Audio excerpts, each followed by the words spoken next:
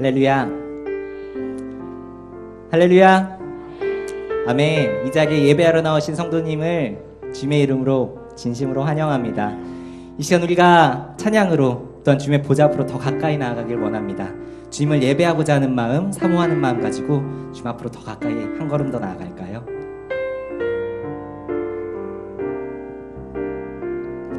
나는 하나님을 예배하는, 나는 하나님을 예배하는 예배자입니다.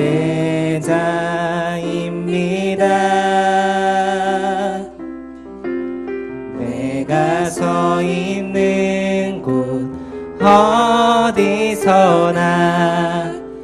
하나님을 예배합니다.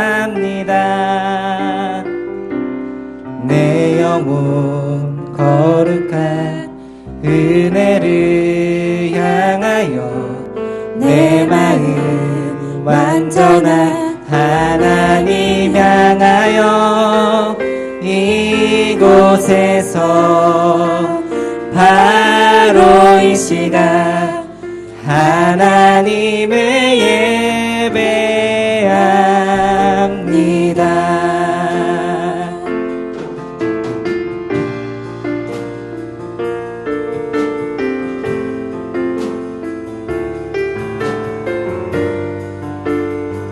우리 다시 한번 찬양할까요?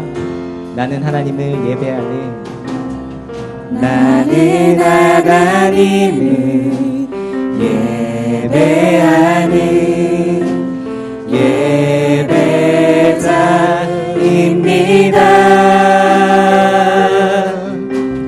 내가 서 있는 곳 어디서나 하나님을 예배합니다. 내 영혼 거룩한 은혜를 향하여 내 마음 완전한 하나님 향하여 이곳에서 바로 이 시간 하나님을 예배. 우리 시간 목소리 높여서 찬양할까요? 나는 하나님을 예배하는,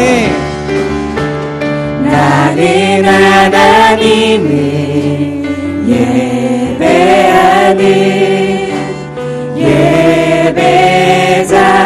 예배자입니다.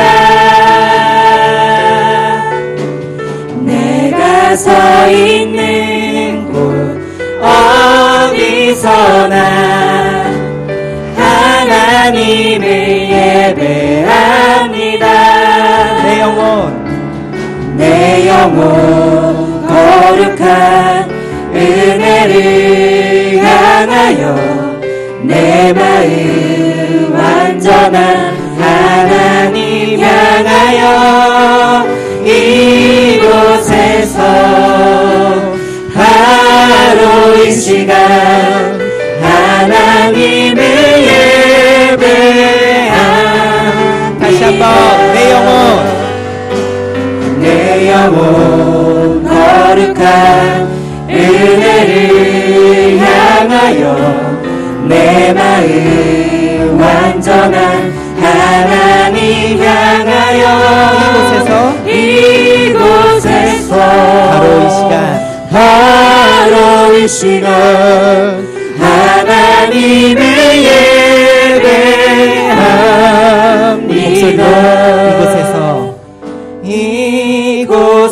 이곳에서 바로 이 시간 하나님을 예배합니다.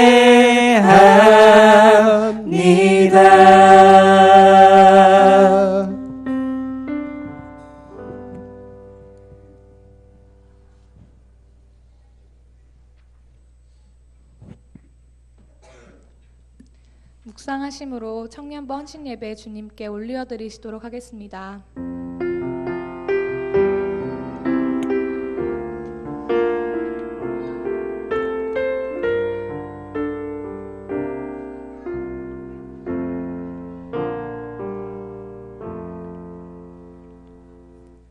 할렐루야.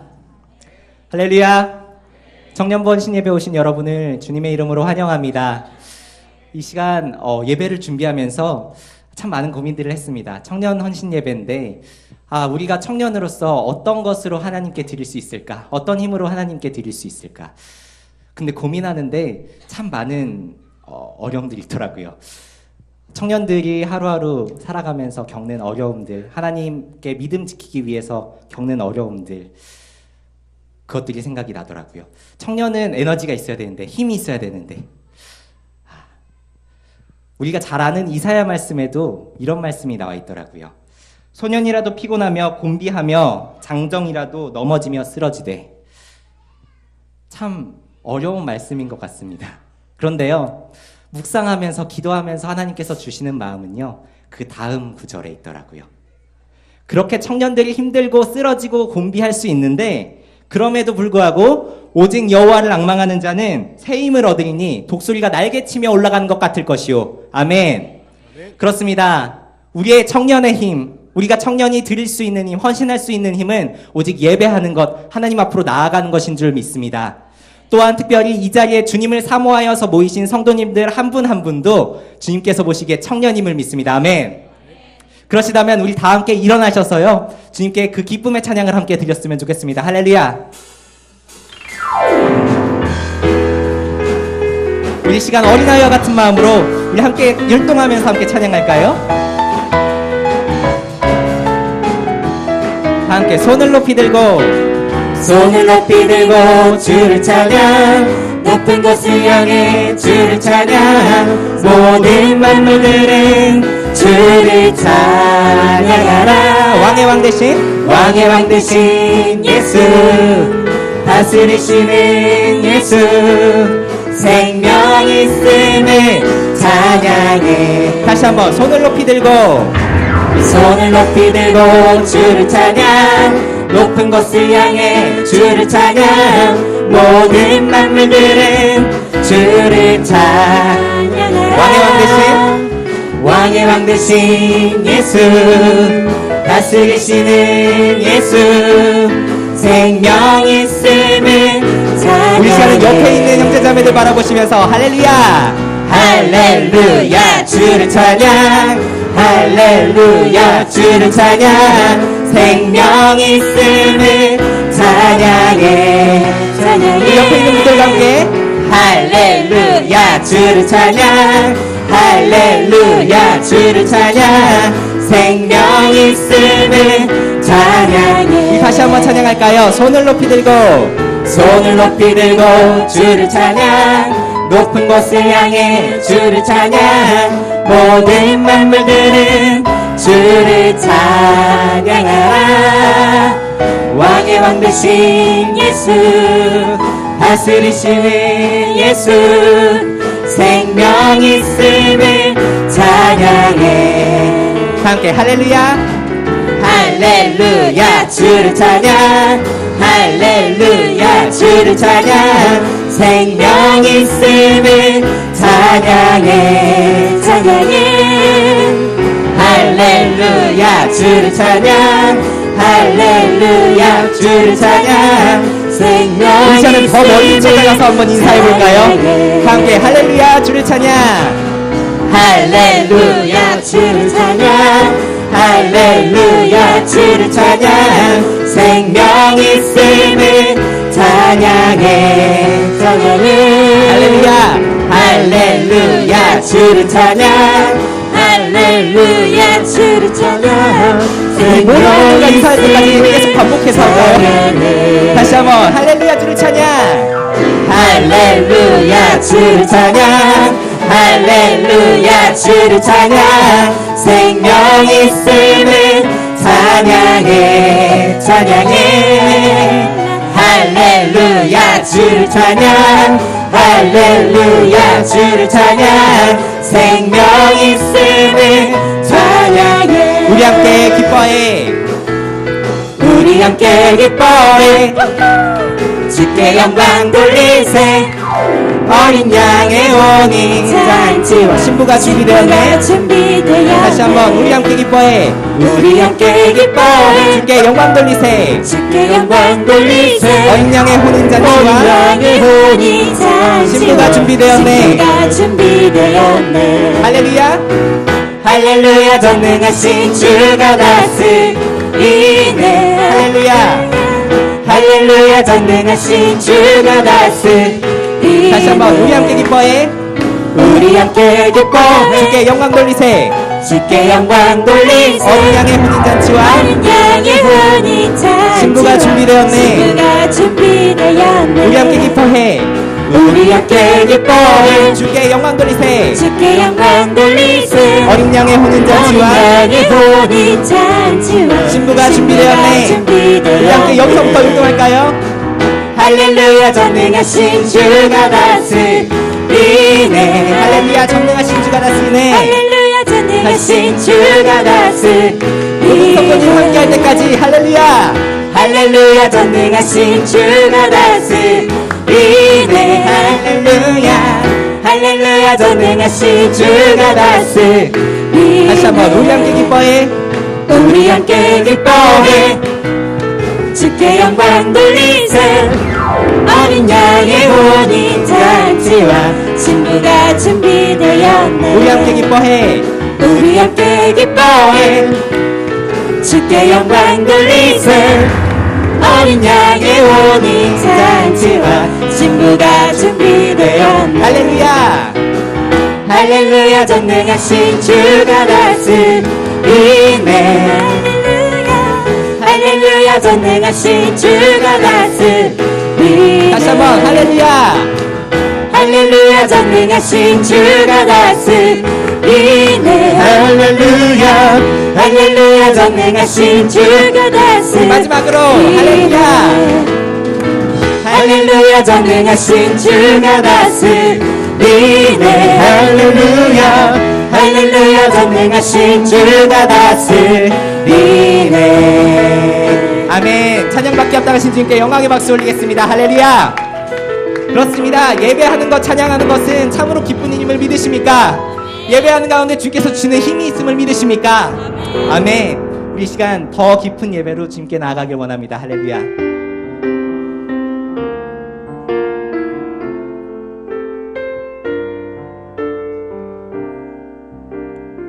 우리 다시 한번 찬양할까요? 나는 하나님을 예배하는 나는 하나님을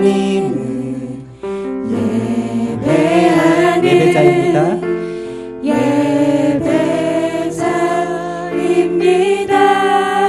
내가 서 있는 곳 어디서나 내가 서 있는 곳 어디서나 하나님을 예배합니다. 내 영혼 거룩한 은혜를 향하여 내 마음 완전한 하나님 향하여 이곳에서 바로 이 시간 하나님을 예배합니다.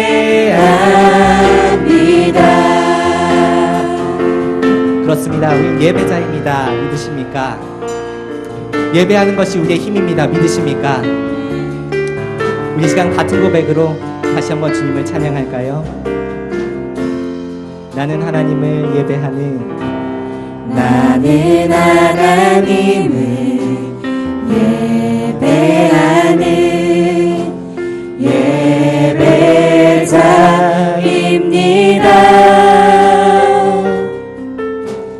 내가 서 있는 곳 어디서나 하나님을 예배합니다. 내 영혼 거룩한 은혜를 향하여 내 마음 완전한 하나님 향하여 이곳에서 바로 이 시간 하나님을 예배합니다. 다시 한번 나는 하나님을 예배하는 나는 하나님을 예배하는 예배자입니다. 예배자입니다. 내가 서 있는 곳 어디서나 하나님을 예배합니다. 내 영혼 거룩한 은혜를 향하여 내 마음 완전한 하나님 향하여 이곳에서 하루 이 시간 하나님을 예배합니다. 다시 한번 내 영혼 거룩한 내 영혼 거룩한 은혜를 향하여 내 마음 완전한 하나님 향하여 이곳에서 바로 이 시간 하나님을 예배합니다. 하나님을 예배합니다.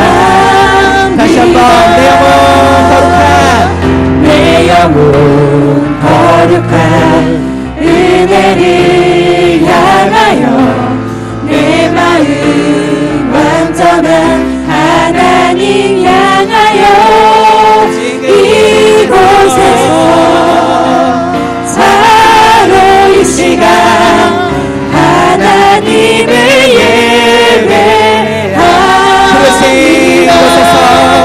부르신 곳에서 나는 예배하네. 어떤 상황에도 나는 예배하네. 부르신 곳에서 나는 예배하네. 어떤 상황에도 나는 예배하네. 내가 걸어갈 때 길이 되고 내가 걸어갈 때 길이 되고 살아갈 때 삶이 되는 그곳에서 예배하네. 내가 걸어갈 때 길이 되고 살아갈 때 삶이 되는 그곳에서 예배하네. 내가 걸어갈 때 길이 되고 살아갈 때 삶이 되는 그곳에서 예배하네. 내가 걸어갈 때 길이 되고 살아갈 때 삶이 되는 그곳에서 예배하네. 부르신 곳에서 나는 예배하네. 어떤 상황에도 나는 예배하네. 부르신 곳에서 나는 예배하네. 어떤 상황에도 나는 예배하네. 다시 한번 부르신 곳에서 나는 예배하네. 어떤 상황에도 나는 예배하네. 부르신 곳에서 나는 예배하네. 어떤 상황에도 나는 예배하네. 이 시간 함께 기도했으면 좋겠습니다. 여러분의 삶이, 우리 청년들의 삶이, 우리 성도님들의 삶이 어떠한 모습일지 모르겠습니다. 하나님을 예배하고 싶은데, 하나님 따라가고 싶은데 그것이 너무나도 어려운 순간, 하나님께 나아가는 것이 너무나도 어려운 일들이 있을지 모르겠습니다. 하지만 이 시간 우리가 믿음으로 함께 고백했으면 좋겠습니다. 하나님, 내 상황과 관계없이 부르신 이곳에서 내가 주님을 예배하길 원합니다. 주님 부르신 이곳 지금 이 예배에서 주님을 예배하길 원합니다. 그리고 나아가서 내 삶의 순간순간 내 삶의 한 발짝 한 발짝에서 하나님 한 분만을 예배하길 원합니다라고 우리 함께 고백했으면 좋겠습니다. 이 시간 우리 함께 기도할 때 주님의 이름을 한번 부르짖고 함께 기도하겠습니다. 주여, 그렇습니다. 주님, 하나님 이 시간 우리가 주님을 예배하길 원합니다. 주님 이 자리에 부르신 주님, 이 오후 예배 가운데 부르신 주님, 우리가 주님을 예배하길 원합니다. 오 성령 하나님 이 시간 역사하여 주십시오. 하나님 우리의 마음 가운데 우리의 삶 가운데에 어떤 어려움이 있는지 모르겠습니다. 그것이 우리가 하나님께로 나아가는 것을 막는지도 모르겠습니다. 하지만 이 시간 우리가 믿음으로 결단하고 주님께로 나아가는 것, 선포하는 것은 하나님 우리가 이 믿음을 가지고 주님께로 나아가길 원합니다. 부르신 이곳에서 내 자리가 어떠한 자리일지라도 내 모습이 어떠한 모습일지라도 내가 그 주님을 따라가길 원합니다. 내가 그 주님 예배하길 원합니다. 그러할 때에 예배할 때 주시는 하나님의 그 복, 하나님의 그 크신 힘을 우리가 맛보아 읽는 예배 될 수 있도록 성령 하나님 오늘의 예배 가운데 그렇게 함께하여 주십시오. 그리고 우리의 삶 가운데 그렇게 함께하여 주십시오. 우리의 삶 가운데 역사하여 주셔서 예배하는 자에게 주시는 주님의 그 힘을 넉넉히 누리는 우리 예배자의 삶이 될 수 있도록 성령 하나님 역사하여 주십시오.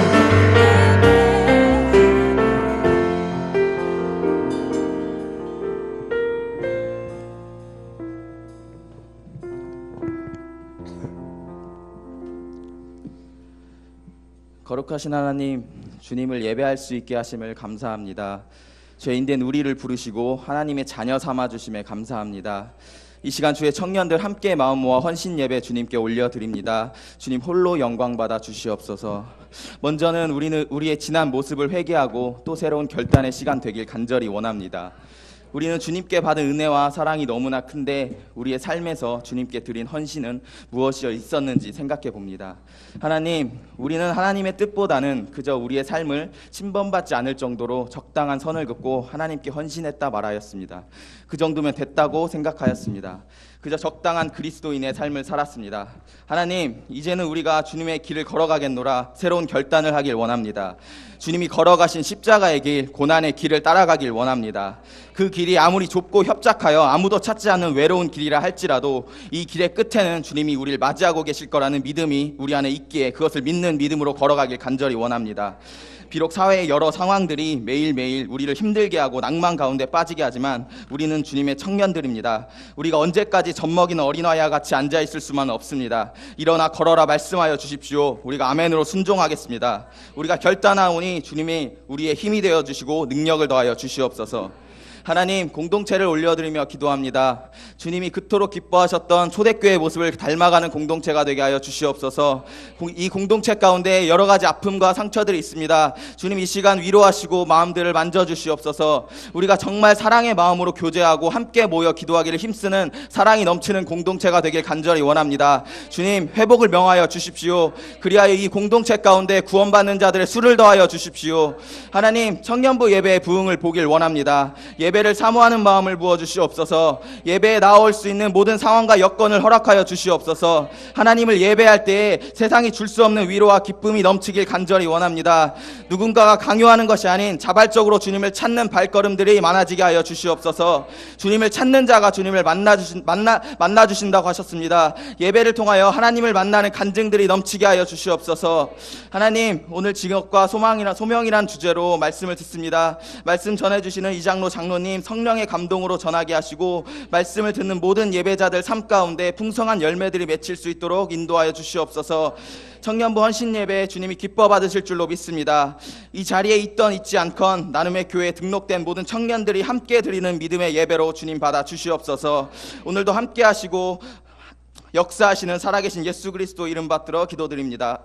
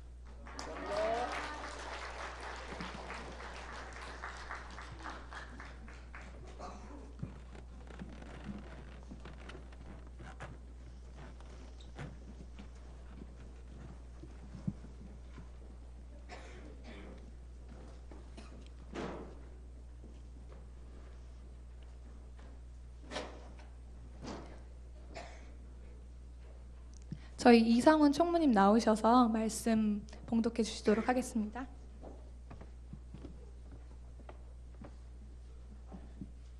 네, 오늘 말씀은 요한복음 17장 1절에서 5절 말씀입니다.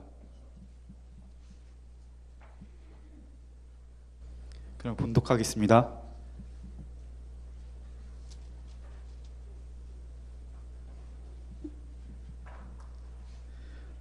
예수께서 이 말씀을 하시고 눈을 들어 하늘을 우러러 이르시되 아버지여 때가 이르렀사오니 아들을 영화롭게 하사 아들로 아버지를 영화롭게 하게 하옵소서. 아버지께서 아들에게 주신 모든 사람에게 영생을 주게 하시려고 만민을 다스리는 권세를 아들에게 주셨음이로소이다. 영생은 곧 유일하신 참 하나님과 그가 보내신 자 예수 그리스도를 아는 것이나이다. 아버지께서 내게 하라고 주신 일을 내가 이루어 아버지를 이 세상에서 영화롭게 하였사오니 아버지여 창세 전에 내가 아버지와 함께 가졌던 영화로서 지금도 아버지와 함께 나를 영화롭게 하옵소서. 아멘.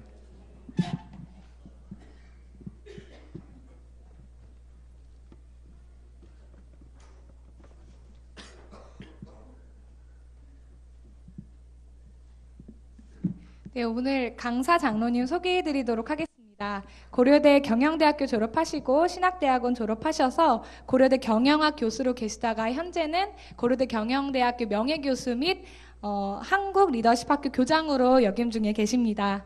오늘 소명과 직업이라는 제목으로 말씀 전해주실 이장로 교수님, 네, 이장로 장로님 모시겠습니다. 네, 나오실 때 장로님 반갑습니다 하고 반갑게 인사드리시도록 하겠습니다. 네, 장로님 반갑습니다.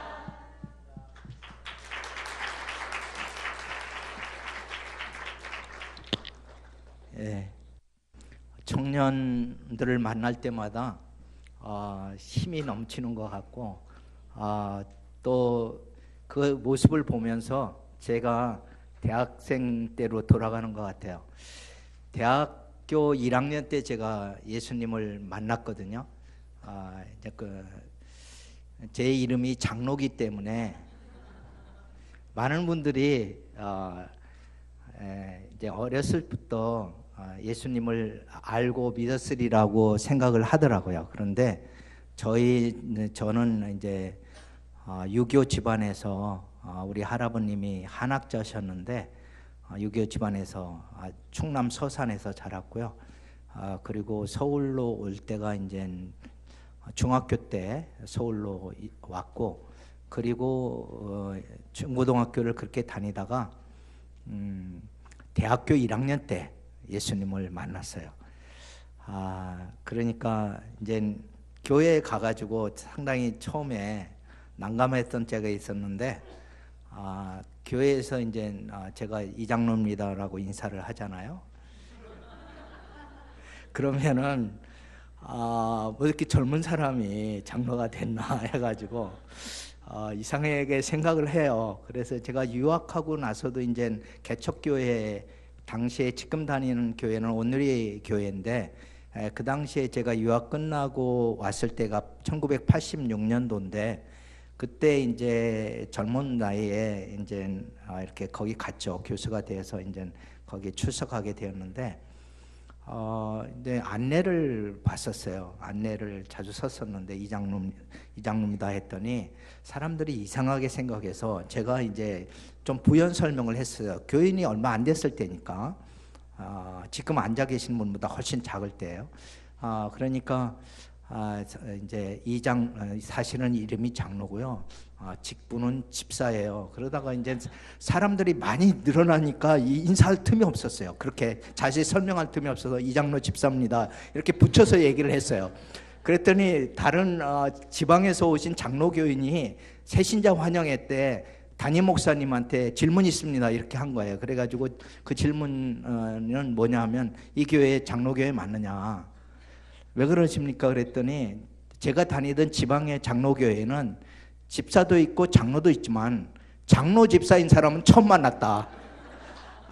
제가 바로 그런 이제 대상자가 돼가지고 교회에서 했던 에피소드가 많습니다. 이름 때문에.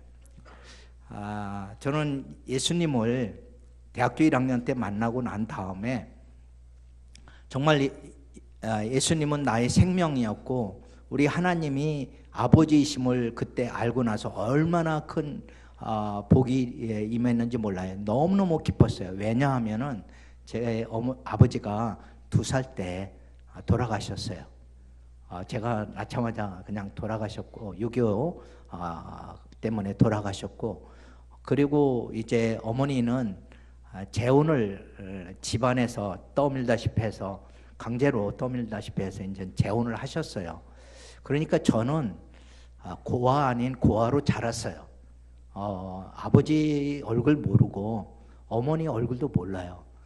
그렇게 자랐는데 성경, 그래서 늘 슬펐고 늘 애로웠었고, 정말 아버지 있는 사람 보면은, 그리고 아버지라고 부르는 그 아이들을 보면서 내게도 부를 아버지가 있으면 좋겠다.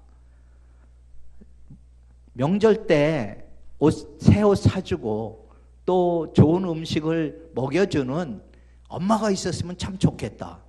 그런 생각을 하면서 초등학교를 지냈었습니다. 그런데 다행스럽게도 우리 어머니가 계신 거를 알게 된 게 이제 초등학교 6학년 때고, 중학교 1학년 때 엄마 찾아 산만리 해서 어머니가 있는데 갖게 됐고, 제가 어머니를 만나서 이제 함께 살게 되었어요. 그렇지만 여전히 늘 그 마음의 슬픔, 특별히 또 이제 철이 들어가면서 이렇게 나이가 들어가면서 왜 엄마는 나를 버리고 재혼을 하셨을까? 나에게 이런 애로움을 줬을까? 하는 생각이 섭섭한 마음도 있었어요. 그래서 어머니에게 이제 반갑지만 가깝게 갈 수 없는 그러한 거리감들도 있었습니다. 그렇게 지내다가 너무나 이제 가정 그 구조가, 가족상이 복잡해가지고 이제 많이 울었어요. 많이 울고 고등학교 3학년 때 자살하려고 이제 자살을 기도했는데, 다행히 친구가 발견을 해서 자살을 하지 않게 되었습니다. 생명을 건졌고, 그 친구의 전도로 이제 대학에 예수님을 알게 되었어요.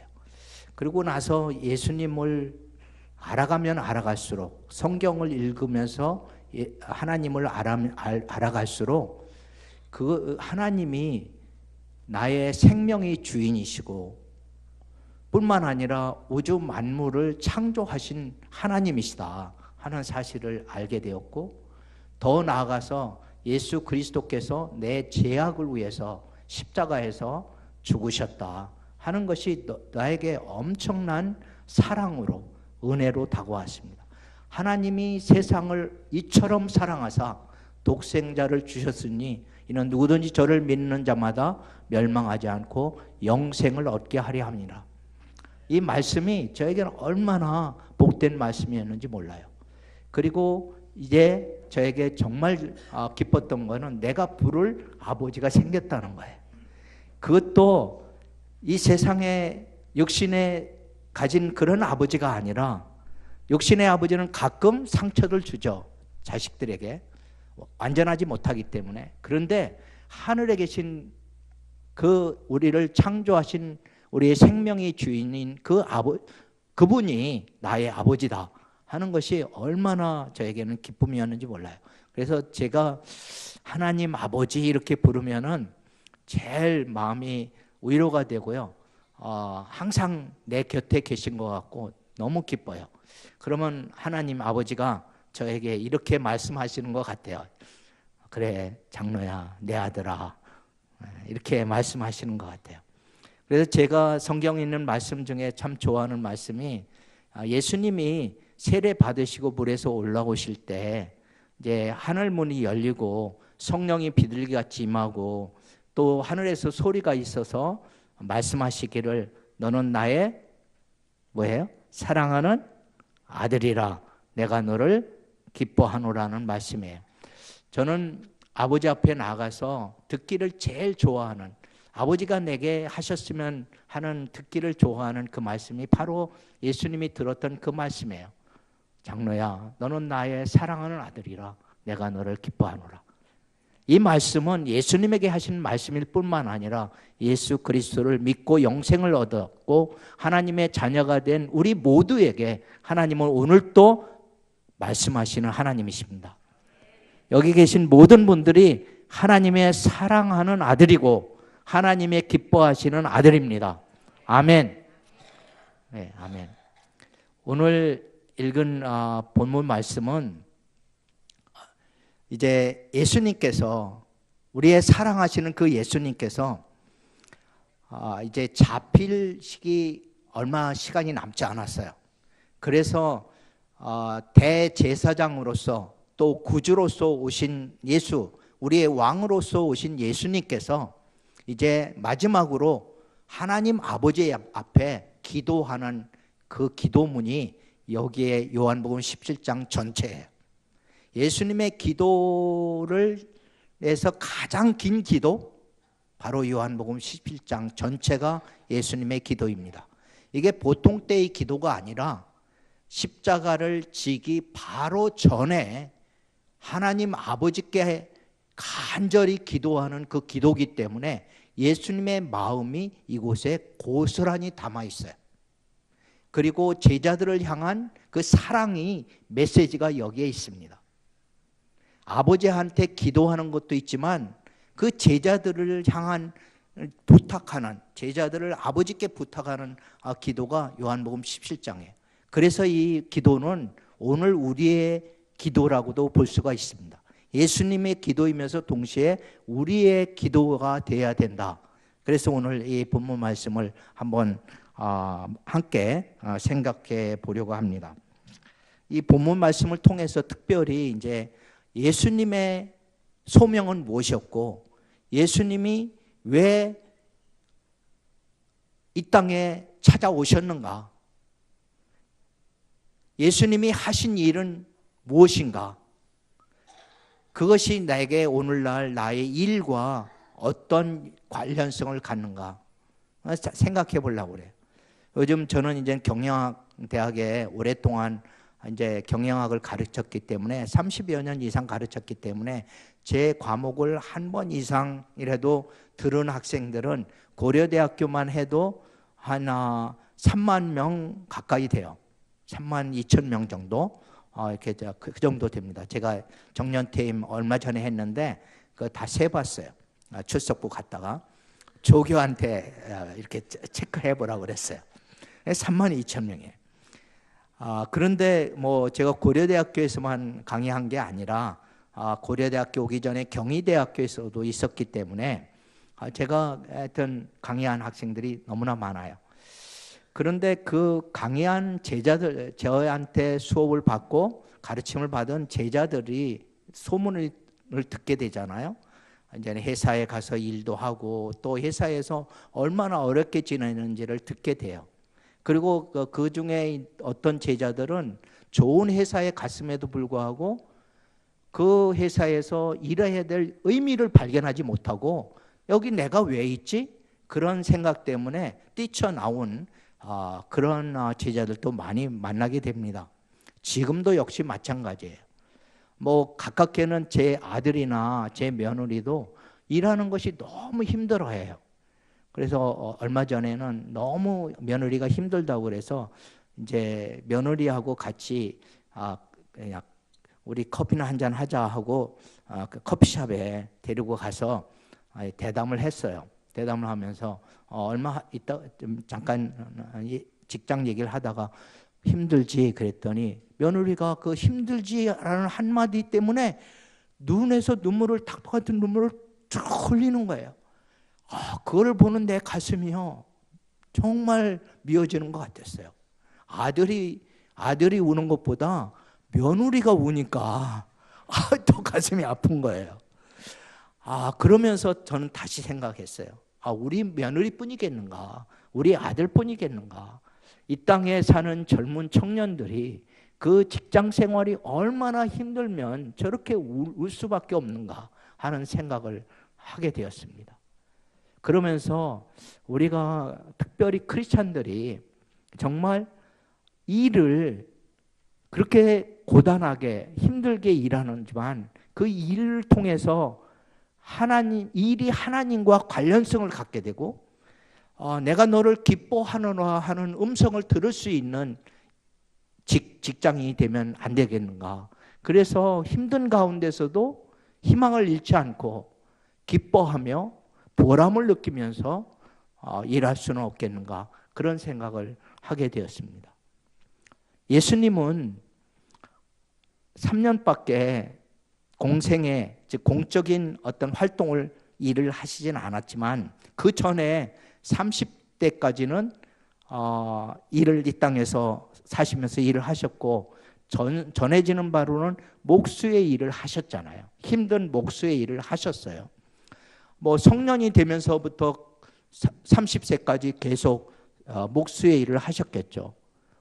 예수님만 일한 게 아니라 우리가 잘 아는 사도 바울도 텐트 메이킹을 하면서 또 그 일을 하면서 동시에 복음을 전하는 세계 선교를 4차례나 가는 그러한 일을 했습니다. 사도 바울에게 있어서 일과 복음을 전하는 일은 하나였어요. 일하면서 복음을 전했습니다. 예수님도 공적인 일을 하시기 전에는 항상 일을 했어요. 예수님의 제자들은 어땠을까요? 베드로, 첫 번째 제자는 누구예요? 베드로와 안드레라고 하는 형제였고요. 얼마 지나서 야고보와 요한이라고 하는 형제를 또 만나서 부르셨어요. 그 네 사람이 다 공동의 직업을 갖고 있었어요. 그 직업은 뭐였죠? 어부였어요. 그 어부는 그 바닷가에서 고기 잡는 일이 직업입니다. 그런데 예수님은 이 사람들을 부른 다음에 뭐라고 말씀하시느냐면은 나를 따라오너라. 내가 너로 사람을 낚는 어부가 되게 하리라. 어부는 어부인데, 어부는 어부예요. 신분이 바뀌지 않습니다. 그런데 고기 잡는 어부에서 사람을 얻는 어비로 바꾼 거예요. 예수님이 오셔서 하시는 일은, 예수님이 제자를 부르셔서 하시는 일은 직업을 바꾸는 게 아니라 목적을 바꾸는 겁니다.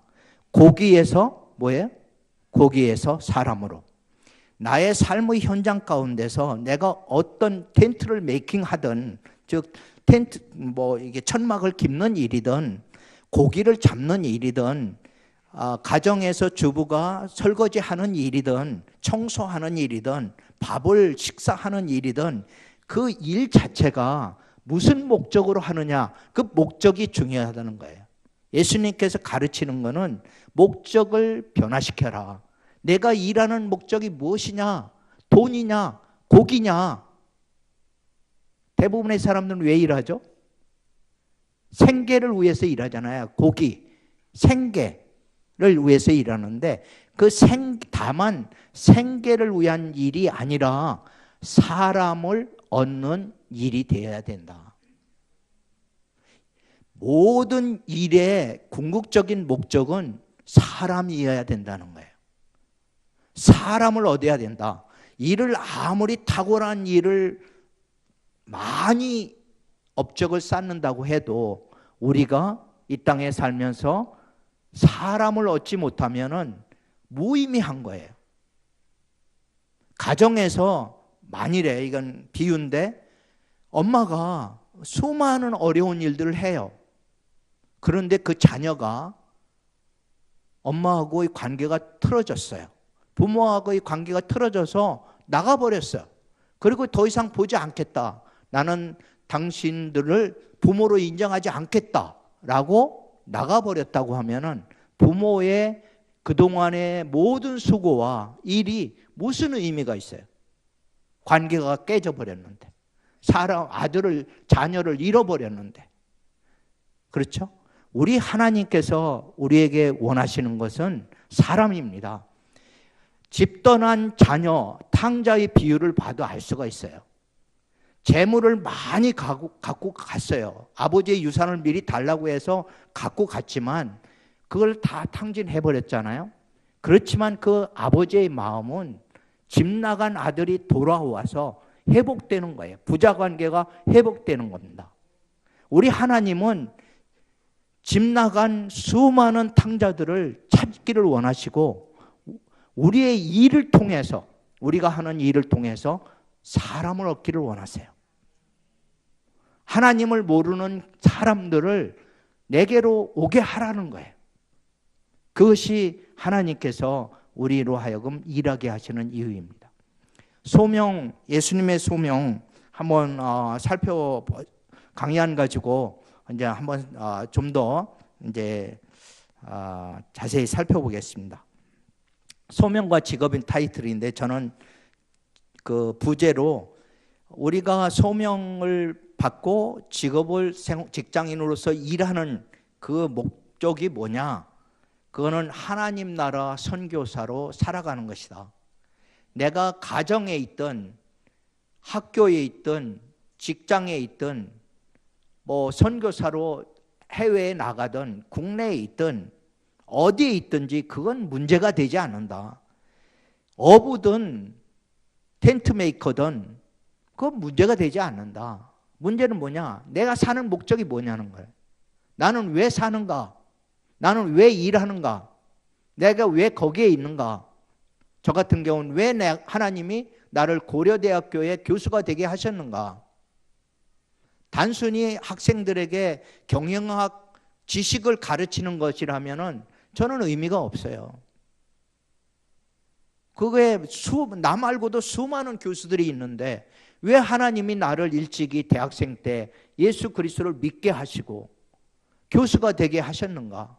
질문을 해볼 때 하나님이 나를 고려대학교에 보내신 것은 고려대에 하나님 나라를 확장하고 하나님 나라를 실현하고 그렇게 하나님 나라 안에서 살아가게 만드시기 위해서 하나님 나라의 백성으로 살아가게 할 뿐만 아니라 다른 사람들에게도 그 하나님 나라를 선포케 하려고 나를 보내셨다라고 생각하고 저는 계속 고려대학교에서 30년 동안 있으면서 하나님 나라 선교사로 살았습니다.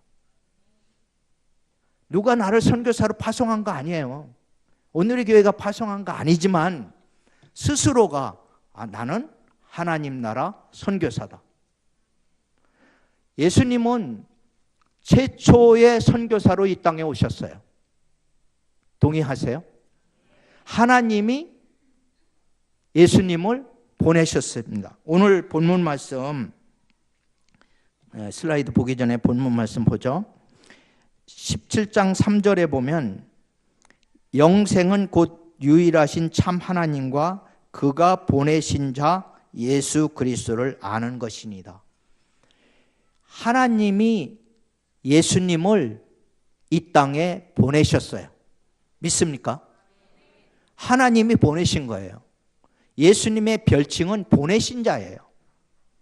우리말로 그걸 이제 헬라어로 얘기하면은 아포스텔로라고 하는 거예요. 아포스텔로, 보내다. 아포스텔로에서 보내다는 데서 보냄을 받은 자가 아포스텔로스예요. 아포스텔로스. 이 보낸 자가, 보냄받은 자가 아포스텔로스인데 우리 현대어로 번역하면 사도다, 선교사다 이런 거예요. 보냄받은 자. 예수님이 최초로 보냄받은 자거든요. 보냄받은 자의 의식을 가지고 살았어요. 요한복음 곳곳을 한번 여러분들이 밑줄 쳐가면서 보냄받았다는 말에 밑줄 쳐가면서 읽어보세요. 많은 은혜가 있을 겁니다. 저는 크리스찬들이 나는 하나님이 보내서 이곳에 있다고 하는 그 보냄받은 자의 인식이 있다고 하면은 삶이 달라집니다. 하나님이 나를 고려대에 보내셨다. 내가 고려대를 선택한 것이 아니라 하나님이 나를 고려대로 보내셨다. 하나님이 나를 그 가정으로 보내셨다. 내가 그렇게 눈물을 흘리고 그렇게 애통해하며 자살을 할 수밖에 없는 상황까지 이르게끔 한 그 가정에도 사실은 내가 하나님을 알지 못할 때지만 하나님이 나를 그 가정에 보내셨다. 그 부모에게서 태어나게 하셨다. 그렇게 함으로 눈물 흘리는 수많은 청년들과 부모 때문에 애통하는 그러한 청년들을 내가 위로해 줄 수 있겠으니까 얼마나 감사한 거예요. 그래서 정말로 내가 있는 곳이 하나님이 보내신 곳이다. 이 가정이 바로 나의 선교지다. 이 직장이 바로 나의 선교지다. 아니, 내가 밟는 곳, 그곳이 바로 나의 선교지다. 내가 만나는 사람이 곧 복음을 전할 사람이다. 하나님이 만나게 하시면 이 시간에 하필 왜 그 사람을 만났을까? 왜 기차에 같이 타게 하셨을까?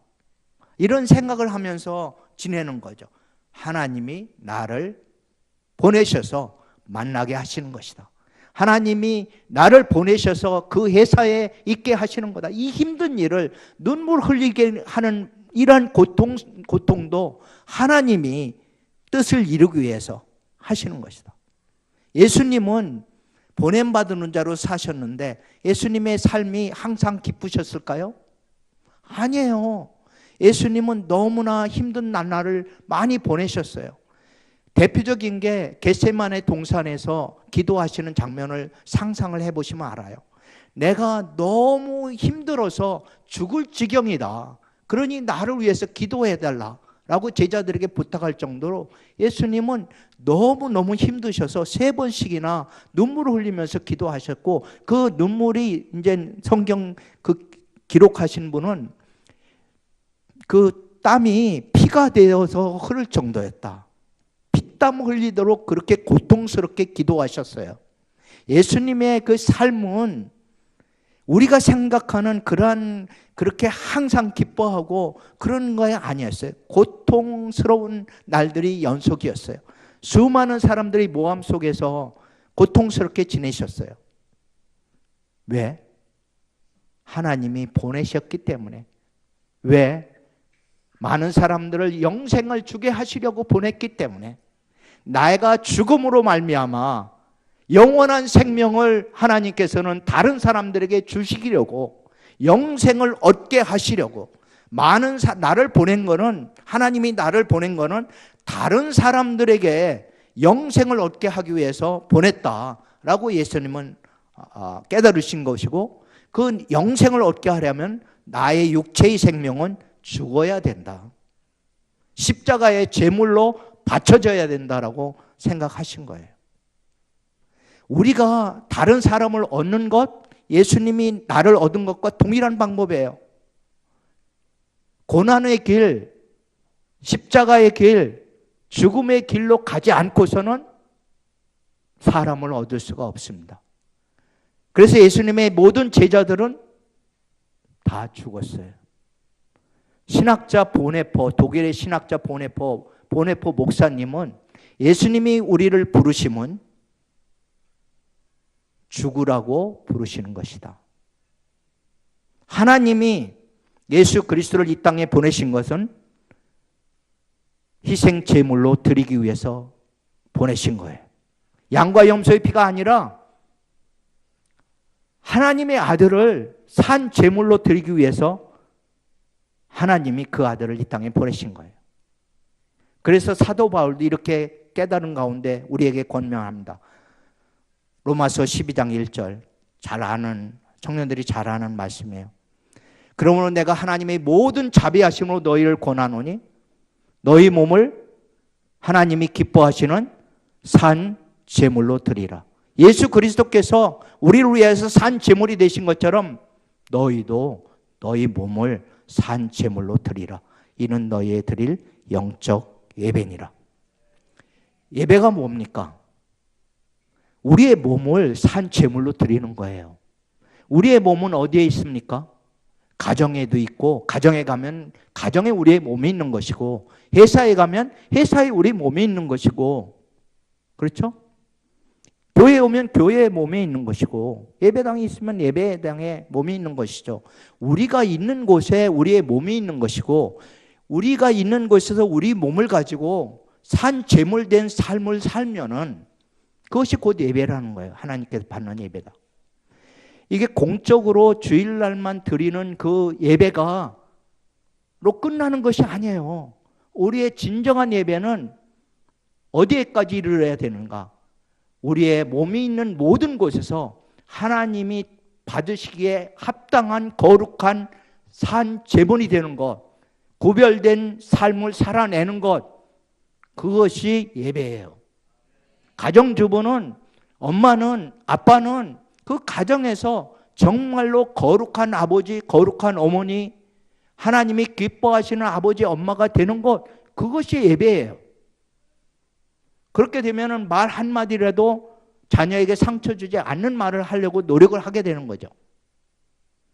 학생들이 학교에서 공부하는 것이 예배로 하나님이 받으시도록 그렇게 정성스럽게 공부해야 되는 거예요. 직장인은 직장에서 자기가 하는 일이 하나님께 드리는 예배다라는 인식을 가지고 살아가야 되는 거예요. 그러려면 내가 제물이 돼야지. 내가 제물이 돼야지. 집에서도 마찬가지예요. 여기 권사님들 많이 계시는데, 집사님들. 남편과 아내가 속썩인다. 그럴 때 있죠? 많이 있어요.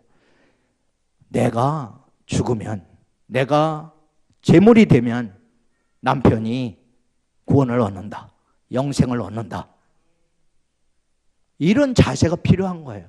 모든 삶의 현장 속에서 매 순간마다 제물되기, 산 제물로 예배드리기. 이것이 중요한 거예요. 이것이 하나님 나라 선교사로 살아가는 길입니다. 좀 더 자세히 살펴보죠. 소명이란 무엇인가? 내게 주어진 일, 그 직업의 의미는 무엇을 의미하는가?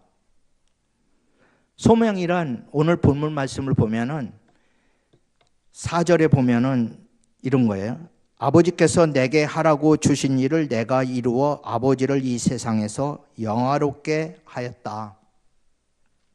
아버지께서 예수 그리스도를 이 땅에 보내셔서 예수님에게 하라고 맡기신 그 일을 다 이루는 것, 그것이 소명을 이루는 거예요. 그것이 예수님이 이를 부르시고 보내신 하나님의 뜻이에요. 소명이란, 다 같이 읽어볼래요? 소명이란 나를 부르시고 보내셔서 내게 맡기신 일을 이루는 것이다. 여러분의 소명은 무엇입니까? 하나님이 왜 여러분을 부르셨어요? 하나님이 여러분을 어디로 보내셨습니까? 그리고 맡기신 일은 무엇입니까? 그거를 깨닫고 그것을 그대로 행하는 것이 소명을 이루는 것이고, 그것이 곧 하나님을 영화롭게 하는 것이다. 하나님께 영광 돌린다. 하나님을 영화롭게 한다. 그분의 이름을 높이고 칭송한다. 하나님을 하나님 되게 만드는 거, 그거는 우리에게 달려있는 거예요. 우리에게 자녀에게 달려있는 거예요. 아버지의 영화는 아들의 한 거에 달려있어요. 그렇죠? 선생의 영화는 제자가 하는 것에 달려있어요. 예수님의 아버지 하는 일을 다, 맡기신 일을 다 함으로 아버지를 영화롭게 한 거예요. 우리도 이 땅에 살면서 왜 하나님이 나를 부르셨지? 수많은 청년 중에. 그리고 왜 하나님이 나를 그 가정에, 그 회사에, 그 학교에, 아니 그 교회에, 아니 내가 있는 그곳에 왜 보내시는 것이지? 왜 내가 오늘 살고 있는 것이지? 왜 그 사람을 만나는 것이지? 이런 것들을 좀 질문하면서 살자고요. 질문하면서. 그냥 살지 말고 질문하면서 살면은 뜻을 알게 돼요. 하나님의 선하시고 온전하시고 깊으신 뜻을 분별해야만이 하나님을 뜻을 이루어 드릴 수가 있어요. 예수님은 그렇게 살아셨어요. 예수님은 나는 누구인가를 먼저 아셨어요. 예수님이 하나님의 아들이심을 깨닫는 순간이 그 믿음으로 다가올 순간이 있어요. 그거는 30세 때예요. 물론 그 전에도 마리아 엄마, 육신의 엄마한테 들었겠죠. 성령으로 했으니까. 그리고 마리아에게 얘기했잖아요. 전사가. 그래서 하나님의 아들이심을 들었지만 본인이 엄마한테 들은 거가 본인에게 확신이 다가오지가 않았어요. 과연 그러할까? 그런데 예수님이 본인이 깨닫는 순간이 다가와요. 그것이 언제냐? 세례 받을 때예요. 세례 요한에게 세례 받을 때 아까 제가 말씀드린 대로 하늘 문이 열리고 성령이 비둘같이 임하고 하늘에서 소리가 있어서 너는 나의 아들이라 이렇게 말씀하셨어요. 그리고 요한복음에 보면은 나는 무엇이다? 생명의 떡이다.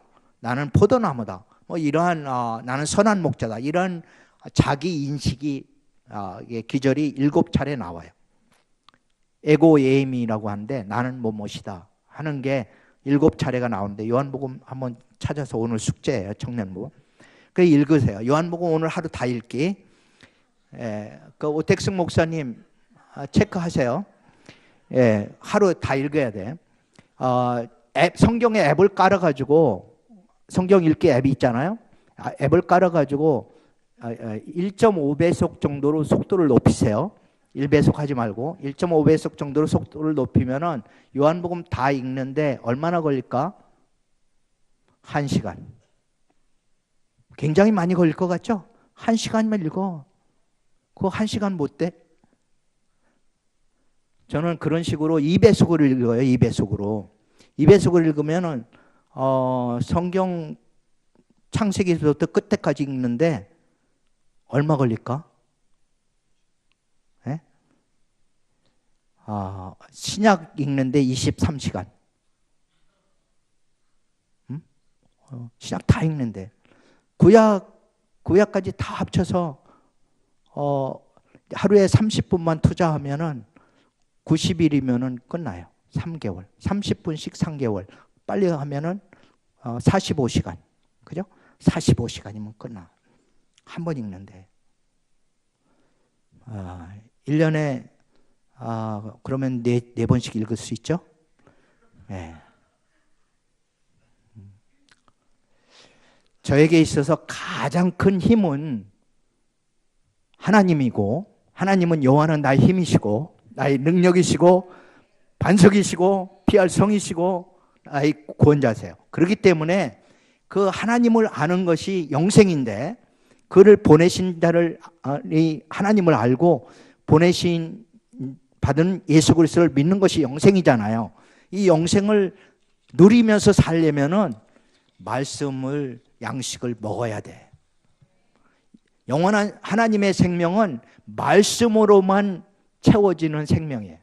풍성해져요. 말씀 먹지 않으면은 읽지 않으면은 여러분 교회 다닌다고 그냥 이게 승리하는 삶을 사는 게 아니에요. 제가 남아 있는 모든 저의 오늘에 이르게 한 거는 성경 말씀이에요. 그리고 성령 하나님입니다. 성령 세례 받으면은 성령이 임했잖아요. 하늘 문이 열리고 말씀이 있었고 성령이 임했잖아요.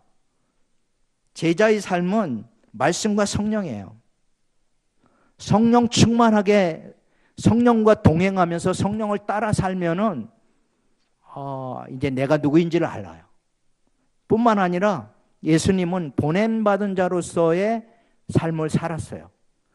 사도 바울은 사도행전 20장 24절에서 목숨 걸고 달려갈 표대가 있다고 고백하고 있는데 여러분들 아는 성경에 나의 달려갈 길과 주 예수께 받은 사명 곧 하나님의 은혜의 복음 증거를 마치려 하면은 내 생명을 조금도 귀한 것으로 여기지 않는다. 생명 걸고 달려갈 목적이 있었어요. 사명이 있었어요. 여러분 생명 걸고 달려가는 거 있습니까? 돈 버는 거 생명 걸고 안 하죠? 그러면 여러분한테 제가 청년들한테 특히 도전하는 거예요. 생명 걸고 가는 게 뭐가 있어요? 배우자 찾는 거? 배우자 찾는 데서 생명 안 거는 것 같아요. 요즘 시집장가 잘 안 가려고 그러는 거 보니까. 여기 권사님들, 집사님들 아직도 살 날이 많잖아요. 100세 시대인데. 그러면 남은 날을 무엇을 위해서 사실 거예요? 그냥 이대로가 좋사옵니까? 이대로 좋아요? 아니죠. 하나님이 더 기뻐하시는 길이 있잖아요. 그걸 찾아야 돼요. 왜 하나님이 나눔의 교회에 오게 하셨을까? 하나님이 왜 이 근방에 살게 하셨을까? 왜 서울에 살게 하셨을까? 그리고 이 고통 많은 이 그 핵 위험의 이 그 위협 속에서 살게 하셨을까? 뭔가 뜻이 있을 거 아니에요. 왜 그 가정에 나를 며느리를 보냈을까? 하필이면 그 자식을 나한테 맡기셨을까? 왜 그 남편을 말 안 듣는 남편을 왜 나한테 맡겼을까? 뜻이 있는 거예요. 뜻이. 그래서 그 뜻을 알고 그것을 이루어 드리는 거, 그것이 우리가 소명이라고 할 수가 있어요. 예수님은 이것을 이루기 위해서 철저하게 하나님 앞에 순종했어요. 뜻을 안 다음에 나는 영생을, 많은 사람들에게 영생을 얻게 하기 위해서 나는 죽어야 된다 하는 하나님의 뜻을 알았어요. 그런데 그 뜻을 이루기 위해서 죽기까지 하나님 앞에 복종하셨어요. 쉽지 않은 일이에요. 여러분한테 하나님 뜻을 이루기 위해서 목숨 걸고 죽으라 그러면은 여러분들이 네, 순종하겠습니다. 그렇게 하겠어요? 안 하죠. 안 해요. 저한테도 제가 질문해 봤어요. 힘들겠더라고요. 힘들겠어요. 그런데 할 수 있을 것 같아요. 이제 나이가 많이 먹어서 뭐 남은 인생 얼마 안 남았으니까 할 수 있을 것 같은데 젊었을 때는 힘들었어요. 철저하게 팔로우로 사셨어요. 순종하면서. 그 대표적인 게 겟세마네에서 기도예요. 겟세마네에서 내 뜻대로 하지 마옵시고 아버지의 뜻대로 하옵소서라고 기도하죠. 왜 그렇게 기도하셨을까? 상상을 해보는 거예요. 여기서 상상력이에요. 성경에 기록이 안 돼 있어. 상상력인데 아마도 이런 생각을 하셨지 않았을까 하고 상상하는 거야. 내가 죽는 길 말고 다른 길은 없습니까? 십자가 길 이외에 다른 길은 없습니까? 다른 많은 사람들에게 영생을 얻게 하는 것이 꼭 내가 죽어야만 됩니까? 두 번째 질문. 이때이니까 좀 늦추면 안 됩니까? 다음 6월절 때 올 때 하면 안 될까요? 6월절 3번 올라가셨거든요. 갈릴리에서 예루살렘에. 다음 6월절 때 올라가서 그때 하면 안 될까요? 지금이 내 때입니까? 죽을 때입니까? 이런 질문을 하셨을 것 같아요.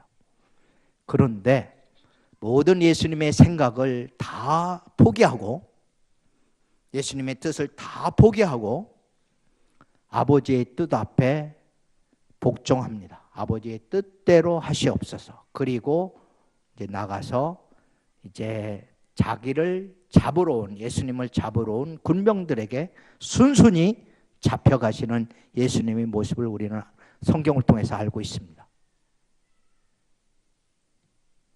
기도란 무엇인가? 여기서 잠깐 빗나가지만 소명을 이루는 데 있어서 반드시 중요한 게 기도예요. 근데 기도란 무엇인가? 기도는 순종이에요. 결론은 순종입니다. 기도의 결과는 순종이다. 내 뜻을 관철하는 것이 기도가 아니에요. 내 소원을 관철하는 것이 기도가 아니에요. 내 소망을 관철하는 것이 기도가 아니에요. 출세하고 어떤 자리에 올라가고 돈 많이 벌고 아파트 평수 늘리고 좋은 사람하고 결혼하고 이게 내가 보기에 좋고 그러한 모든 것들이 기도의 결과인가요? 기도의 결과는 뭐예요? 아버지의 뜻에 복종하는 게 기도예요. 내 뜻을 이루는 건 절대로 기도가 아니에요. 잘못된 기도예요. 그건 제대로 기도하면은 자기 뜻은 다 죽고 온전히 아버지의 뜻만 순수하게 남습니다. 그리고 그 순수함은 죽음에 이르는 길이에요. 희생의 길입니다. 자기 희생의 길이에요. 자기 유익을 구하는 것이 결코 아니에요. 조금이라도 자기의 유익과 사적 이익이 들어가 있다. 그건 다시 기도해야 돼. 다시. 아버지의 뜻 앞에 굴복하는 것이 기도다.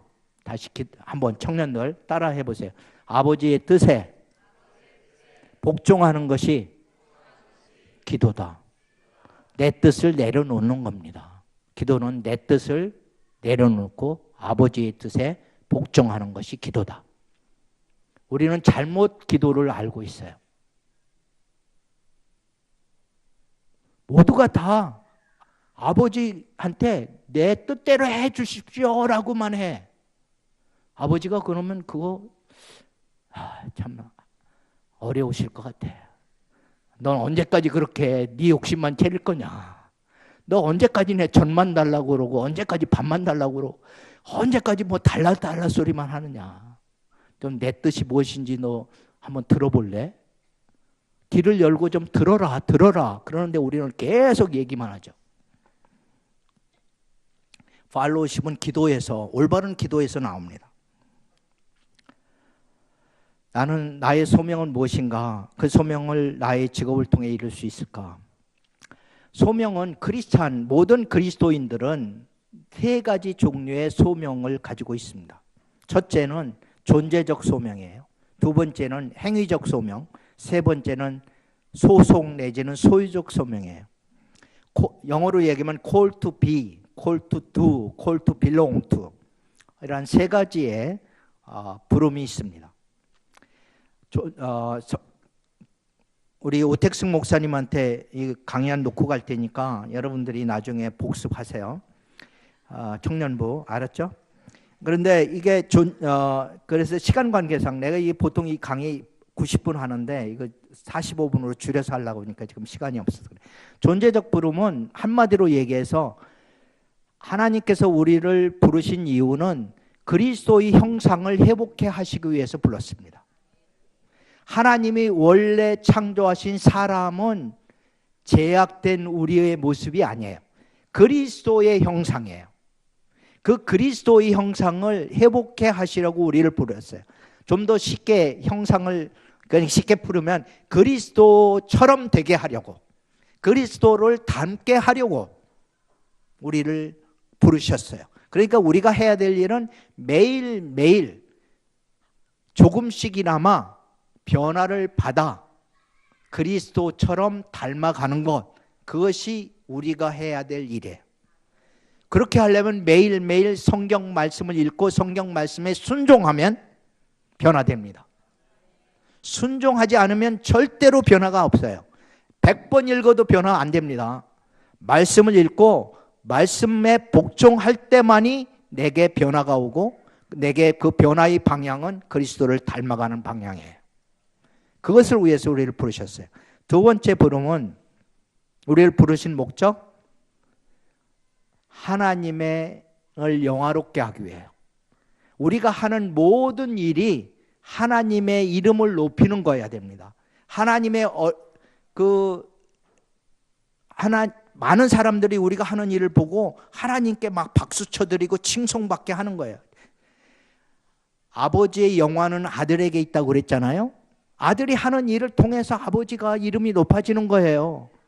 여러분이 통해서 여러분의 육신의 부모가 이름이 높아질 뿐만 아니라 하나님의 이름이 높아지는 거예요. 예수 그리스도의 이름이 높아지는 거예요. 그렇다면 오늘날 한국 교회에, 한국 기독교의 크리스찬들의 특별히 지도자들의 이름이 높아지고, 지도자들이 이름이 높아지고 있어요. 예수 그리스도의 이름이 땅에 떨어져서 세상 사람들의 조롱거리가 되었잖아요. 왜 그래요? 왜 그렇다고 생각해요? 자녀인 우리들이 잘못 살았기 때문에 예수님한테 욕보이고 있는 거죠, 지금. 예수님 이름이 너무나 힘든 거죠. 왜 예수님의 마음을 아프게 하는 거예요? 아버지의 마음이 얼마나 아프시겠어요? 내가 너를 구속하였고 너를 자녀 삼았건만 너를 통해서 내 이름이 영화롭게 되기보다는 너 때문에 내가 창피해 죽겠다. 이런 자녀가 되면 안 되겠죠? 그게 한국교회의 모습인 거예요. 우리의 행동 모든 하나하나가 다 하나님의 이름을 높이는 것이어야 됩니다. 세 번째는 무엇을 위해서 부르셨는가? 우리를 하나님 나라의 백성으로 소유하기 위해서, 하나님 나라의 시민으로 소속해 하기 위해서 우리를 불렀어요.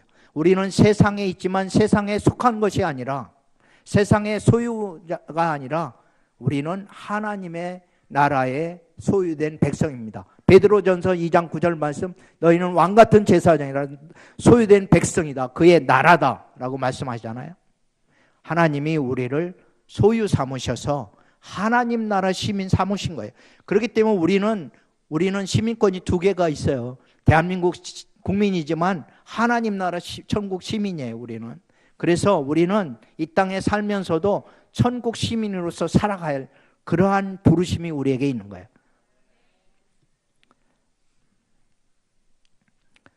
직업, 두 번째 주제, 직업. 직업은 그러면 무엇이냐? 우리가 일하는 건 뭐냐? 비유를 얘기하면은 소명이 생명이라고 하고 피라고 하면, 생명은 피에 있다고 성경이 말씀하고 있거든요.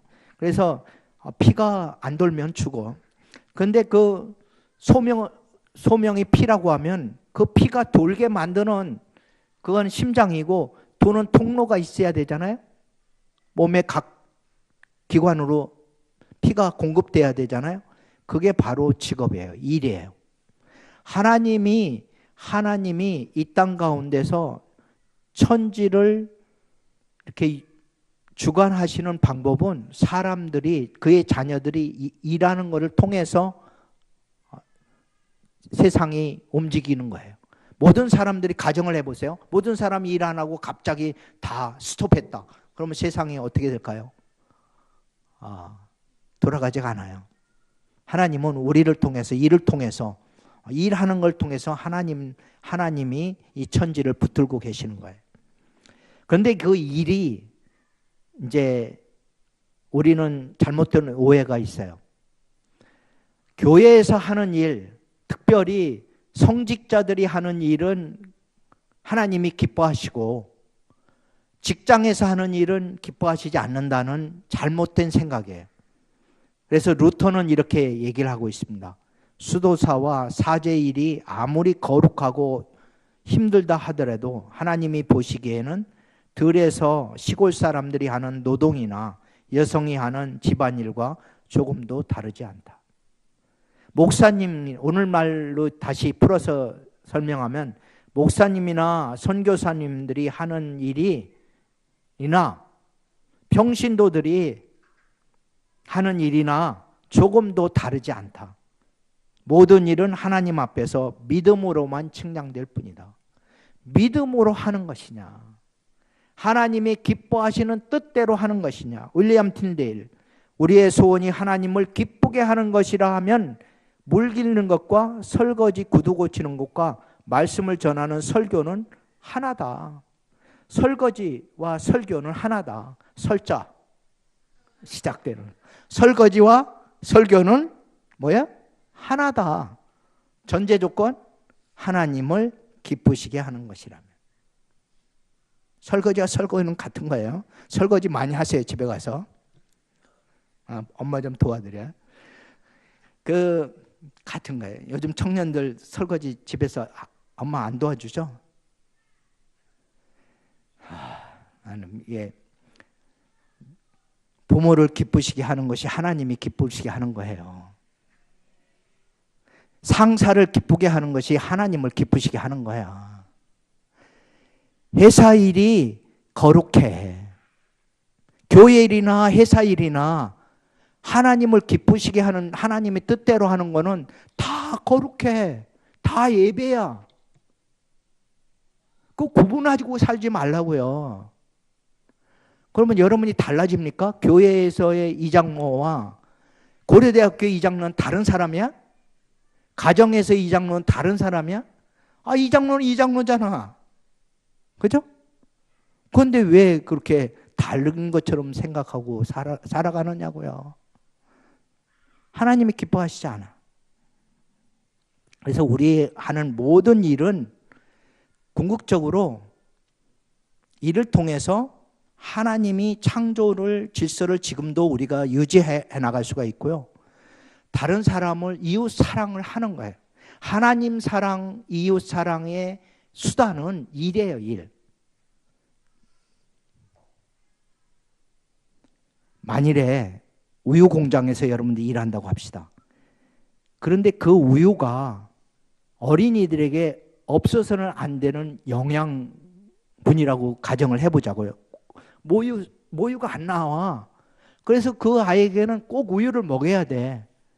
그러면 그 아이에게는 생명과 같아. 그 생명을 지키는 일을 하나님이 직접 하실 수 있지만 누구를 통해서?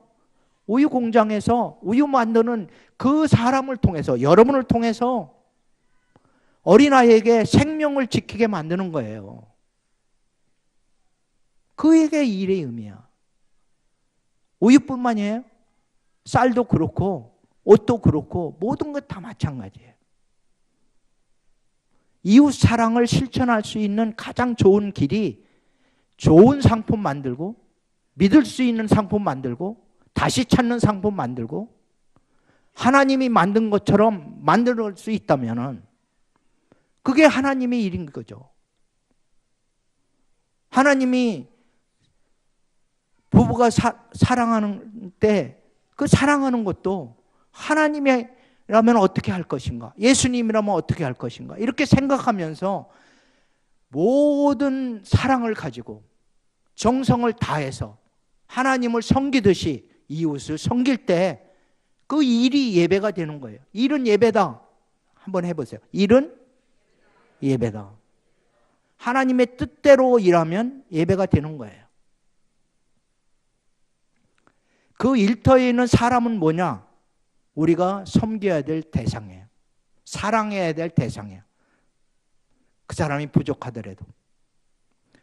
저는 한국 리더십학교 교장인데 리더십학교 사람들에게 이런 얘기를 합니다.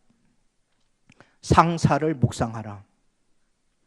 큐티하면서 하나님을 묵상하는데 하나님 묵상 다음에 반드시 시간을 쪼개서 직장 상사를 깊이 생각하라. 직장 상사의 고통은 무엇일까? 직장 상사의 어려움은 무엇일까? 왜 눈물을 흘릴까? 나 없는 데서 왜 혼자 슬퍼할까? 생각해보라. 그리고 직장 상사를 위해서 1분이라도 기도해라. 하나님의 영광을 위해서 기도한다고 그러는데 직장 상사를 고통과 아픔을 헤아리지 못한다고 하면 그 사람이 바로 이웃인데 이웃을 사랑한다고 할 수 있는가? 가까이 있는 동료를 위해서 1분을 기도를 못하면서 신앙생활 한다고 그래. 위선이에요. 저 같은 경우에는 경영대 학장했는데 학장하면서 출근해서 하는 일은 젊은 주니어 교수들을 위해서 기도하는 거예요. 학생들을 위해서 기도하는 거예요. 그들의 고통과 슬픔은 무엇일까? 내가 도울 수 있는 일은 무엇일까? 그러면 하나님이 깨닫게 해주세요. 집이 없다. 아파트 전세 자금 5천만 원밖에 은행에서 안 대주니까 나머지 1억 5천은 네가 해결해라. 그럼 어떻게 해야 될까요, 저는? 펀드레이징 해가지고 1억 5천을 장기 저리로 은행 이자보다 싸게 공급해 주는 거죠. 기도하면은 그리고 내 이웃 가까이 있는 동료, 상사, 부하들을 위해서 기도해야 되는 거예요. 그러면 하나님이 깊으신 뜻을 알게 해주시고 섬길 수 있는 방법을, 지혜를 주시는 거예요. 여러분들 직장생활 힘들죠? 상사 나 너무 갈구죠? 그런데 그 상사 위해서 기도한 적이 있나요? 그 상사의 아픔과 슬픔은 뭔지 헤아려 본 적이 있나요? 모든 회사에 있는 자원, 내가 가지고 있는 모든 인적 자원, 물적 자원, 이런 모든 것들은 하나님이 우리에게 맡기신 것이고 선한 청지기 역할을 감당을 해야 돼요. 내게 시간을 맡겼습니다. 내게 돈을 맡겼습니다. 건강한 육체를 맡겼어요. 육체의 선한 청지기가 돼야 돼요. 건강관리 잘해야 돼요. 몸을 아무 데나 쓰면 안 되는 거예요. 하나님의 뜻에 맞게 써야 됩니다.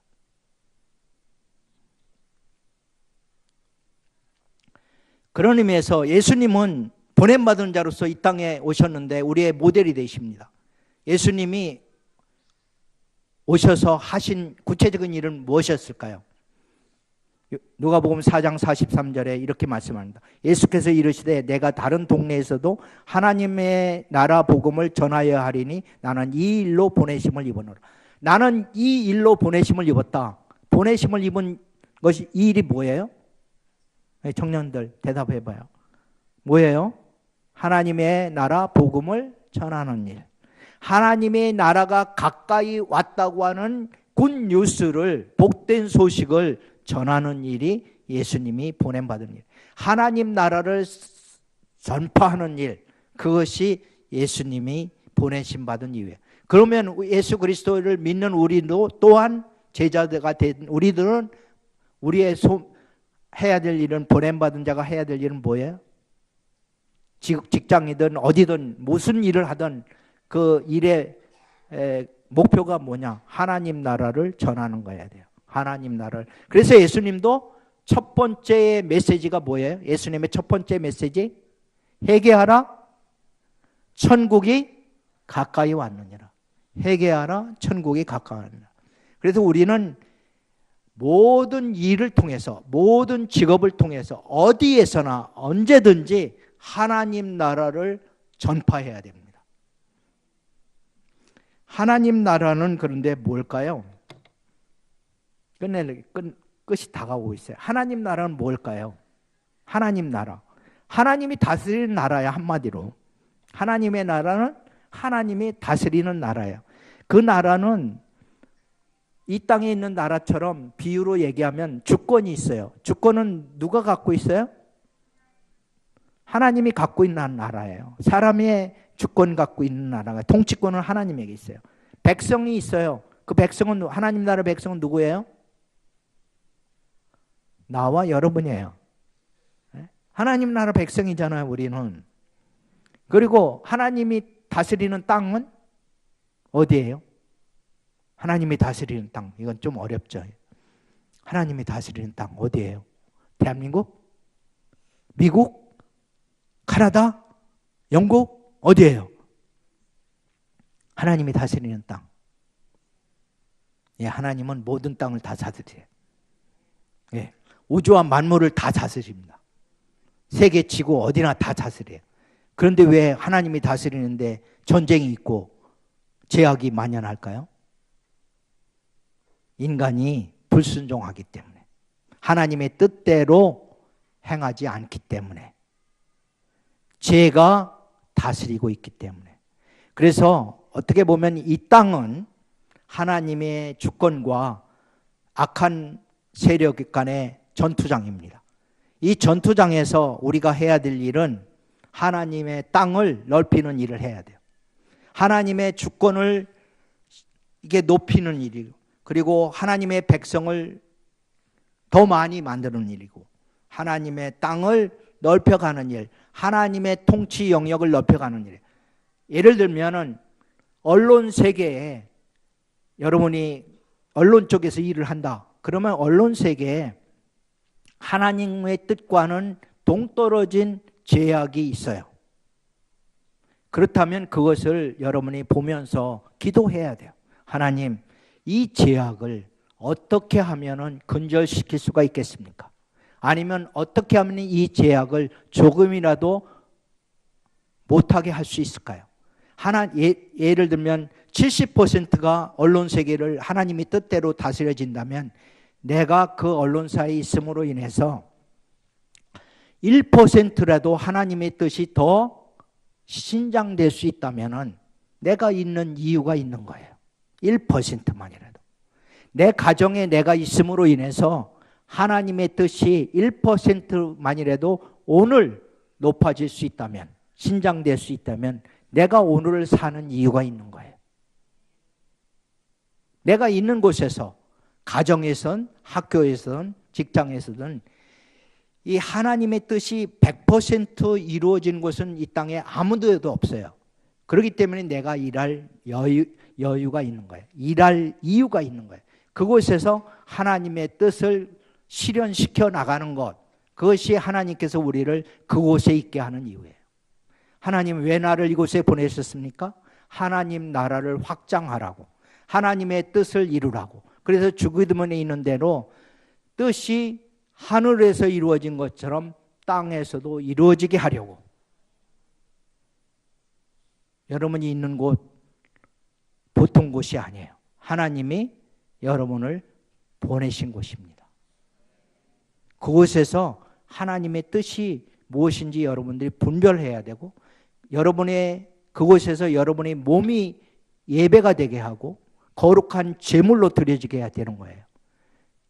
그냥 내 유익을 구한다, 내가 이익 챙기겠다, 난 고기나 잡지, 그게 아니라 나는 하나님의 뜻을 이루는 선교사다. 나는 사람을 얻어야 된다. 고기가 아니라 사람이다. 내 상사를 얻고 내 동료를 얻고 내 부하를 얻고, 가정에서는 나의 동생과 언니, 오빠를 얻고, 나아가서는 부모님을 얻어야 되겠다. 그래서 하나님 나라 백성으로 삼고, 그리고 우리 가정이 정말 하나님이 기뻐하시는 가정, 하나님의 뜻을 이루는 가정으로 만드는 데 있어서 나는 가정의 선교사로 보냄을 받았다. 우리 학과에 선교사로 보냄받았다. 나는 이 땅에 10년 살지 20년 살지 모르지만 내가 사는 날 동안 정말 나를 위해서 목숨을 버리신 예수 그리스도를 사랑하면서 그분의 뜻 앞에 복종하면서 그분의 뜻을 이루는 삶을 살아가겠다. 이렇게 결단하는 우리 나눔의 교회 청년부 여러분이 되었으면 좋겠습니다. 우리 성도님들의 삶 가정 가운데도 이러한 결단이 있기를 소망합니다. 잠깐 기도하겠습니다.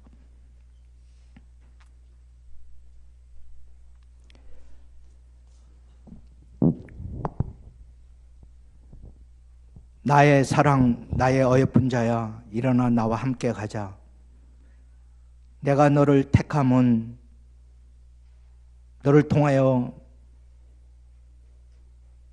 영생을 얻게 하고, 너에게 영생을 얻게 하고, 영생을 얻은 너희들을 통하여 사람을 얻게 하고, 나아가서는 나의 나라를, 나의 주권을 만방 가운데 전하려 함이라 말씀하신 하나님, 감사합니다. 우리가 있는 곳에서, 가정에서든 교회에서든 학교에서든 직장에서든 어디에서든 우리가 하는 모든 일이 거룩한 일이 되게 하시고 하나님의 뜻을 이루는, 소명을 이루는 삶이 될 수 있도록 기름 부어 주시옵소서. 우리는 연약하여 할 수 없습니다. 하나님 아버지, 우리를 불쌍히 여겨 주시옵소서. 지금까지 잘못 산 부분들이 너무나 많습니다. 아버지여, 우리를 불쌍히 여기시고 우리의 죄악을 용서하여 주시고 회개하게 하여 주시고 돌이켜서 하나님의 뜻을 이루는 선교사의 삶을 살게 하여 주시옵소서. 예수 그리스도의 이름으로 기도했습니다. 아멘.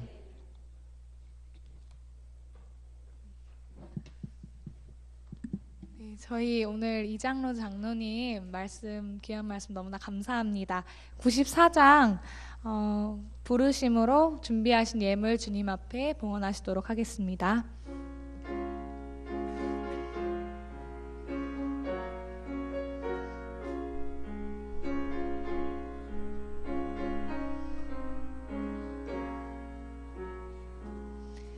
주 예수보다 더 귀한 것은 없네.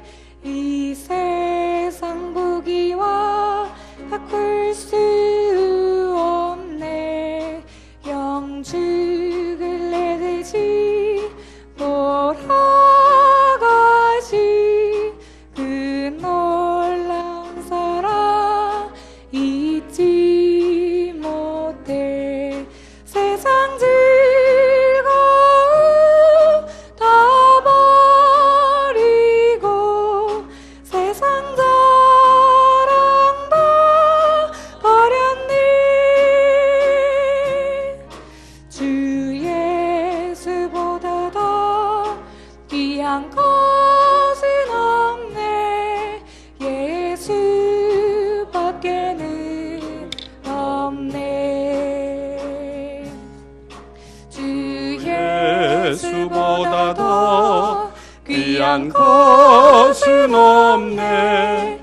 이 세상 명예와 바꿀 수 없네. 이전에 즐기던 세상 일도 주 사랑하는 마음 뺏지 못해. 세상 즐거움 다 버리고 세상 자랑 다 버렸네. 주 예수보다 더 귀한 것은 없네. 예수밖에는 없네. 주 예수보다 더 귀한 것은 없네. 이 세상 행복과 바꿀 수 없네. 유혹과 핍박이 몰려와도 주 섬기는 내 마음 변치 않아. 세상 즐거움 다 버리고 세상 자랑 다 버렸네. 주 예수보다 더 귀한 것은 없네. 예수밖에는 없네. 아멘.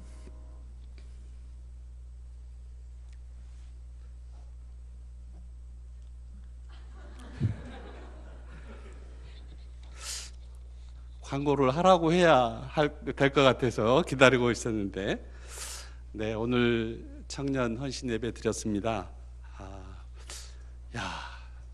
정말 가을 하늘보다도 더 푸르고 씩씩하고 멋지고 예쁘고 열정적인 우리 청년들을 보게 됐습니다. 참 기쁘네요. 우리 오늘 그 명예 교수님 모셔서 말씀 전하셨는데, 여러분들 헌금을 더 하시든지 이따 그 교수님 하실 때 이렇게 봉투를 더 드리든지 하셔야 될 것 같아요. 한 학기용 강의를 이렇게 이 시간에 다 이렇게 말씀을 해주셨어요. 그것도 엑기스만 이야기를 해주셨는데, 예배와 삶이 따로 없다는 이야기 하셨잖아요. 설거지, 설자 이야기 했잖아요. 설량길 집사님 말고 설거지, 그 다음에 또 설교, 그 다음에 구두 깁는 거, 또 빨래하는 거, 이게 다 예배다 그랬는데, 종교개혁자들의 정신을 지금 다 이야기하신 거예요. 정말 은혜로운 말씀 해주셨습니다. 여러분, 이거 이야기하시면서 우리 장로님께서 그 이야기 하셨잖아요. 목적이 있으면 된다고. 목적이 사람을 얻는 일, 선교사로 보냄을 받는 일이다 그랬죠. 오늘 정말 은혜로운 말씀을 주신 우리 장로님께 감사합니다 하고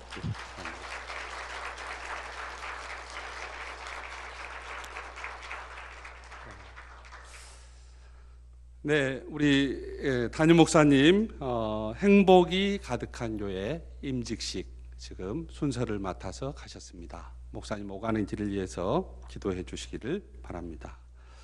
지금 세일의 새벽 기도에 한 주 지났습니다. 이제 내일부터 2주 시작이 되는데요. 새벽 기도 더 함께 열심히 모여서 우리 기도의 일꾼으로 우뚝 서기를 바랍니다. 교사 세미나 이번 주 토요일 10시입니다. 주제는 종교개혁과 교사. 나머지는 주보를 참조해 주시기를 바랍니다. 제가 헌금 기도하고 그리고 축도하겠습니다. 하나님 아버지, 이 귀한 날 참으로 예배하게 하시고 또 주옥 같은 말씀, 꼭 필요한 말씀 저희에게 허락해 주셔서 감사합니다. 하나님, 이 어려운 시대를 사는 우리 청년들에게 하나님께서 힘 주시고 능력 주시고 하나님 권능으로 함께 하셔서 하나님 일, 직장의 일, 가정의 일이 따로 구분되지 아니하고 이 가운데 거룩한 제물로 설 수 있도록 주님께서 은혜 위에 은혜를 더하여 주시기를 원합니다. 그리하여 하나님 정말 이 어려운 시대에 하나님의 영광을 드러내는 우리 나눔의 교회 청년들이 될 수 있도록 은혜 주시고 선선한 길 열어주시고 하나님 좋은 사람 만나게 하시고 하나님 아버지 영적으로 육적으로 삶의 온전한 샬롬이 이루어질 수 있도록 축복하여 주시옵소서. 이 시간 예배하면서 주님 앞에 드린 귀한 예물이 있습니다. 의지할 때는 하나님밖에 없습니다. 주님 사랑합니다. 아주 열심히 살겠습니다. 올린 이 예물 주님 축복하여 주시옵소서. 하나님 헌신 예배 통해 홀로 영광 받아 주시옵소서. 셀 모임 그리고 감사의 예물 11조의 예물을 드리오니 받아 주시옵소서. 예수님의 이름으로 기도하옵나이다. 아멘. 이제는 우리 주 예수 그리스도의 은혜와 하나님의 사랑과 성령의 교통하심이 여러분 가운데 언제나 함께 하시기를 축원하옵나이다. 아멘.